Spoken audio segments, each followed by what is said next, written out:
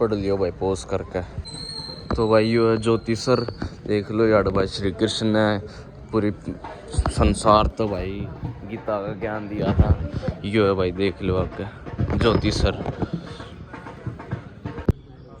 तो भाई देख लो यो है भाई, यहाँ पे श्री कृष्ण ने अपना रथ खड़ा करा था जहाँ पे गीता का ज्ञान दिया था भाई सत्य। देख लो भाई, मान्यता है कि श्री कृष्ण भगवान ने यहीं पर गीता का उपदेश दिया था। वहाँ मुझे उसके बारे में बताइए। जी, ये लौकिक मान्यता है जी कि महाभारत युद्ध के पहले दिन जब कौरव और पांडव सेनाएं इसी भूमि में खड़ी थी, तो महाभारत युद्ध में जी जब कौरव और पांडव सेनाएं यहाँ पर इकट्ठी हो गई थी, जी तो अर्जुन ने अब भगवान श्री कृष्ण से कहा कि वो अपना रथ इस भूमि के बीच में खड़ा करें ताकि वो देख सकें कि उन्हें किन किन से लड़ना है।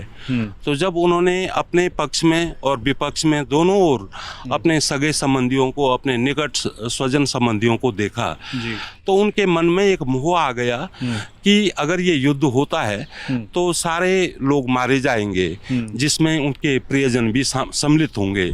तो ये मोह के कारण अर्जुन ने कहा कि हे कृष्ण, मुझे मैं ये युद्ध नहीं करना चाहता हूँ और इस युद्ध से क्षति होगी, महान क्षति होगी हमारे पूरे समाज को, इसलिए मैं ये चाहता हूँ कि ये युद्ध न हो। और इस मोह के वशीभूत होकर के अर्जुन ने वो अपने हथियार जमीन छोड़ दिए, रथ के पिछले पहिए में चला गया, पिछले भाग में बैठ जाते हैं। तो फिर भगवान श्री कृष्ण ने उस अर्जुन के ये मोह को दूर करने के लिए गीता का उपदेश दिया, जो कि आज गीता की पुस्तक में हमें 700 श्लोकों में भगवान श्री कृष्ण के जो वचन मिलते हैं। और सबसे पहले उन्होंने जो अर्जुन के मोह को दूर करने के लिए शरीर और आत्मा के संबंध के विषय में बताया कि शरीर क्या है और आत्मा क्या है।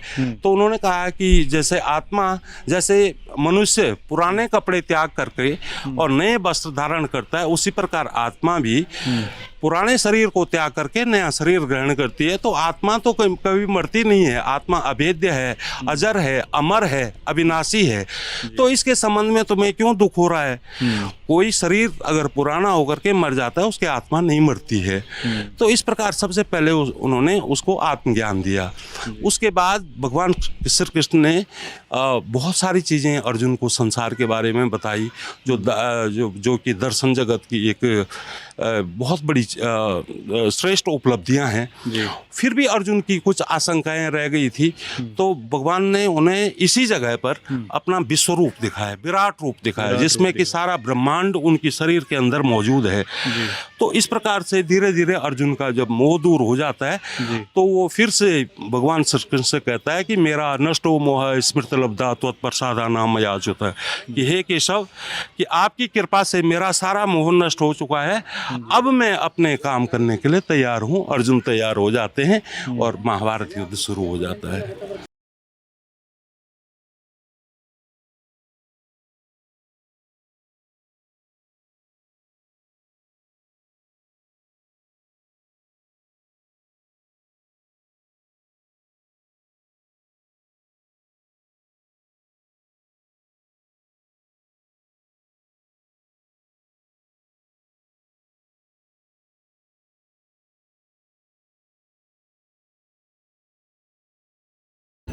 यो भाई एंट्री देख लो ब्रह्म सरोवर मंदिर की। देख लो भाई कुछ ऐसा नज़ारा है, और वो शिव मंदिर है। यो भाई शिव मंदिर देख लो। यहाँ पर धर्म क्षेत्र कुरुक्षेत्र इसका नाम है। तो कुरु राजा के नाम से कुरुक्षेत्र का नाम शहर कुरुक्षेत्र पड़ा। कौरव पांडव के बुजुर्ग हुए कुरु राजा के नाम से कुरुक्षेत्र शहर है। कुरु राजा के नाम से इस तीर्थ का नाम कुरुक्षेत्र है। ब्रह्मा जी के नाम से ब्रह्म सरोवर, दो नाम है सरोवर के। तो सबसे बड़ा यहाँ पर जो कुरु राजा एक बार जब यहाँ पर आए, शिकार को तीर मारे उन्होंने, हिरण को तीर मारे, 4 नहीं लगे, उठाए तो मिट्टी लग गई उनके हाथ पे, जहाँ मिट्टी लगी उनके शरीर में जान आ गई। क्योंकि उनका शरीर बज्जर का पत्थर का हो जाता था, उनको शराब था। रात को घर पे जाकर जब यहाँ से वो सोए तो उनका सारा शरीर बज्जर का पत्थर का हो गया, लेकिन हाथ उनका ऐसे हिल रहा। तो रानी ने पकड़ा, अचंबा किया कि राजा का शरीर तो पत्थर का बज्जर का हो जाता था, हाथ पकड़ा, छोड़ा भी, शायद राजा को कोई भूत प्रेत तो लड़ गया, क्या हो गया। तो राजा जब नॉर्मल स्थिति में आए तो राजा से पूछा कि राजन आप कहाँ गए, क्या घटना घटी कि आपका शरीर तो सारा बज्जर का पत्थर का हो जाता था, आपको शराब था, लेकिन आपका हाथ हिल रहा था। मैंने पकड़ा छोड़ा तो राजा ने बताया कि मैं कुरुक्षेत्र ब्रह्म सरोवर ब्रह्मकुंड पे गया, मैंने वहाँ पर हिरण को शिकार को तीर मारा, राजा लोग शिकार करते थे तो तीर नहीं लगे, मैंने उठाई मिट्टी लगी। तो रानी बोली मुझे भी वो जगह दिखा के लाओ जहाँ पर आपके साथ ये घटना घटी। फिर राजा रानी यहाँ पर आए, राजा ने यहाँ पर स्नान किया, रानी ने स्नान किया तो राजा श्राप से कोढ़ से मुक्त हो गए। कुरु राजा ने फिर सरोवर की खुदाई कराई थी। कुरु राजा के नाम से कुरुक्षेत्र तीर्थ, विष्णु भगवान की नाभि से ब्रह्मा जी का जन्म हुआ। हमारे थ्रेसर शहर में थ्रेसर राजा है, उनके नाम से थ्रेसर शहर भी है। तो थ्रेसर शहर में नाभि कमल जगह है जहाँ पर विष्णु भगवान की नाभि से कमल उत्पन्न हुआ, कमल के अंदर से ब्रह्मा जी का जन्म हुआ। तो ब्रह्मा जी ने यहाँ पर बैठ के तपस्या किया, यज्ञ किया। जो मेरे बैक साइड पीछे देख रहे हो आप, ये मंदिर है सर्वेश्वर महादेव, यहाँ पर ब्रह्मा जी ने बैठ के तपस्या किया, यज्ञ किया, शिव भगवान की शिवलिंग स्थापना करके सृष्टि रचना रची, इसलिए इसका नाम ब्रह्म सरोवर पड़ा। ये देख लो भाई, ये था रथ।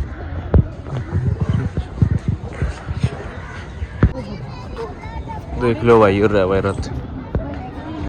चलो, बड़ी मूर्ति जो है राजा बबरीक की है। इन्हें राजस्थान में खाटू वाले श्याम बाबा कहते हैं जी। ये भीम का पोता है, घटोत्कच का बेटा है जी। ये यहाँ पे युद्ध देखने और लड़ने के लिए आए थे।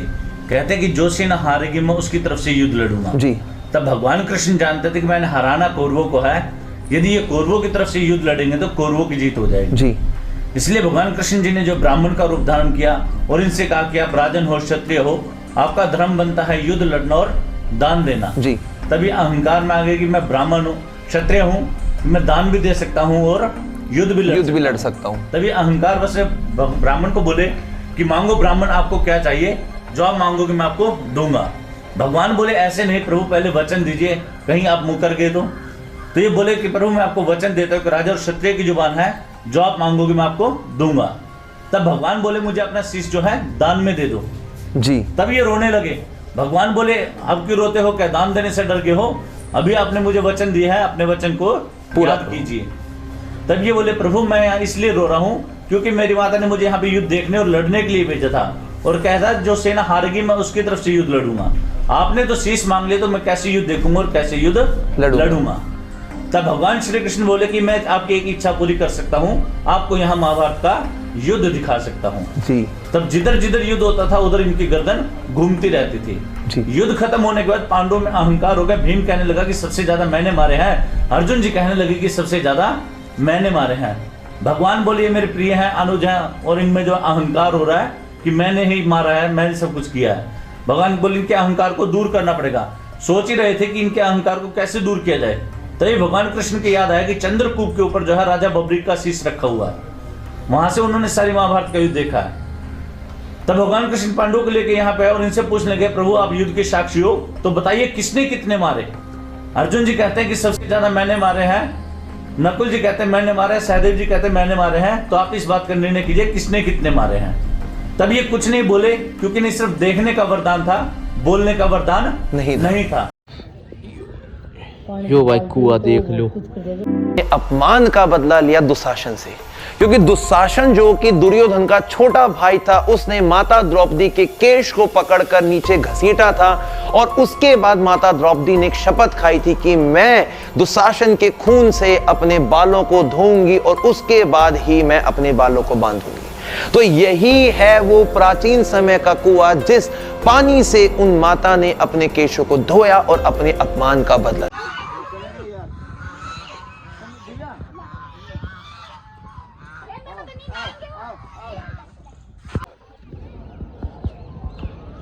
तो भाई रथ वो तो देखा है उस साइड, अब शिव मंदिर में जाओ भाई।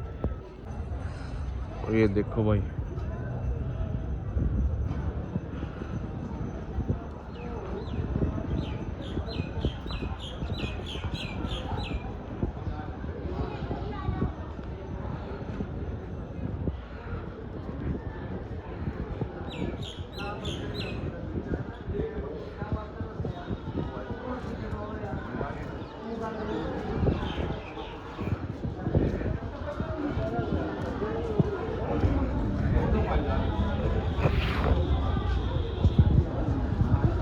भाई आगे तक है, ये देख लो वहाँ तक जितने दिखाए हुए उतने देख लो।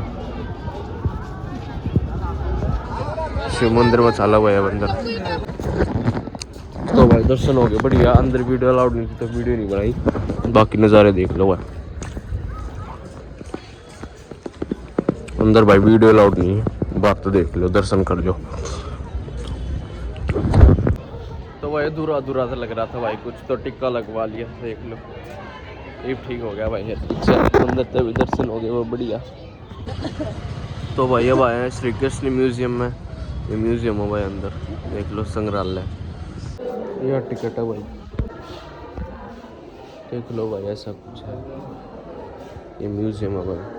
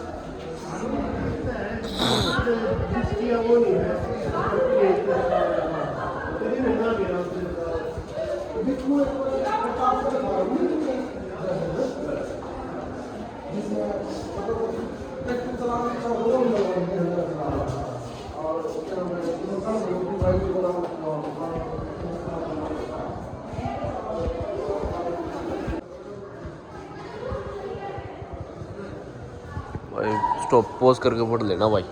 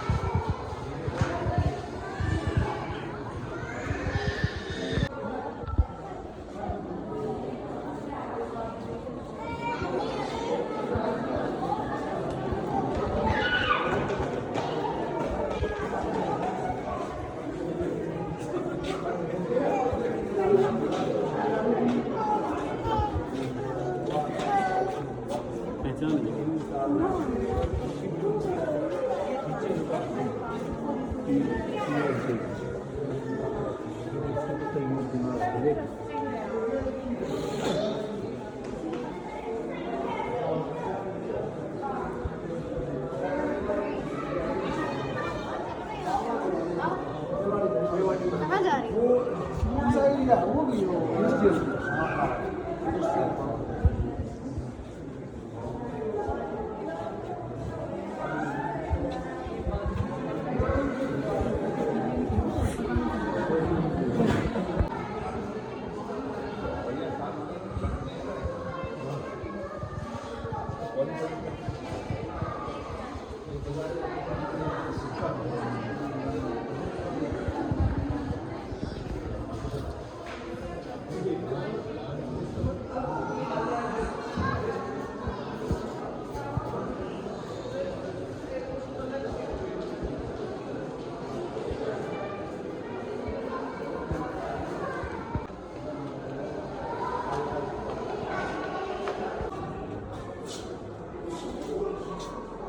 Tiene una purta, ¿no? पढ़ ले तू।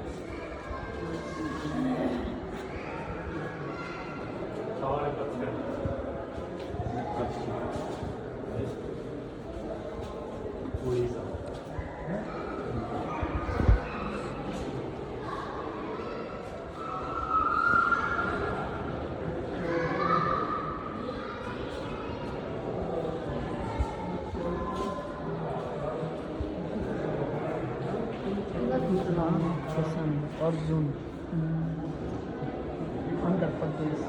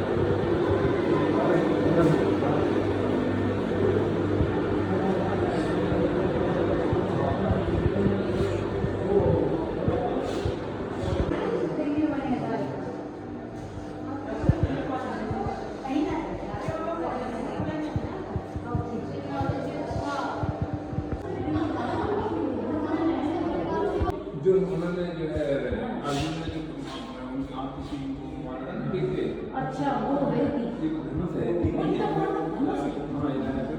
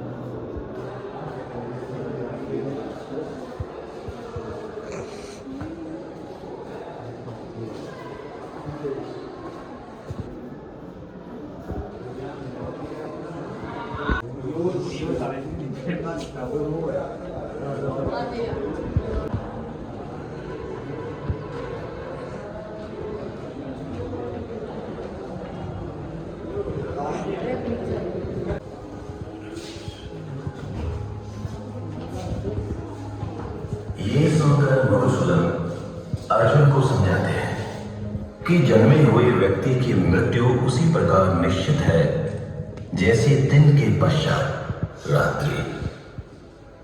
शरीर केवल एक रथ के समान है जिसकी दिशा नियंत्रित करता है मस्तिष्क। यदि इस संसार